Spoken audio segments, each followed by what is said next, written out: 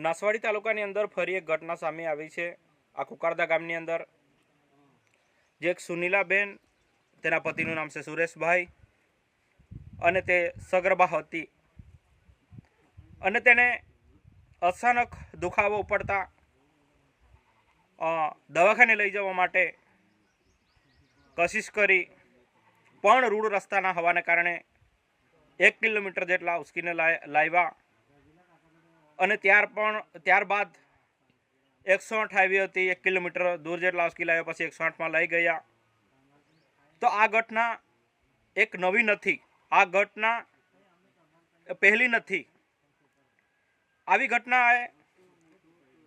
કેટલીક વાર પહેલે પણ બની ચૂકેલી છે। એના માટે અમે વારંવાર રજૂઆત કરી સરકારી તંત્રને અને નેતાઓને, પણ તેના પેટનું પાણી પણ હલતું નથી।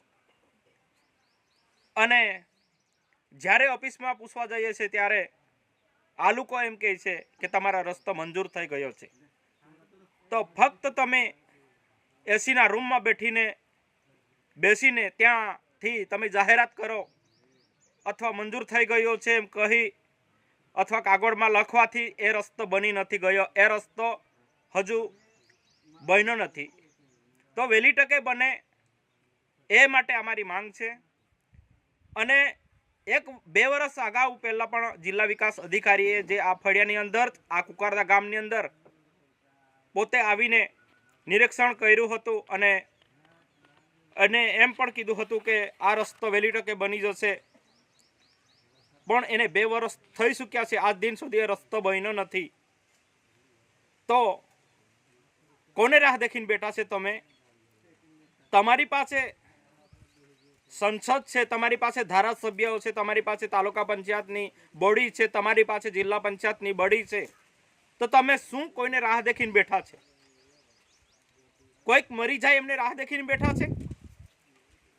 આ નિંદનીય અને દુઃખદાયક ઘટના છે। આ ઘટના એક નથી, વારંવાર બનતી હશે।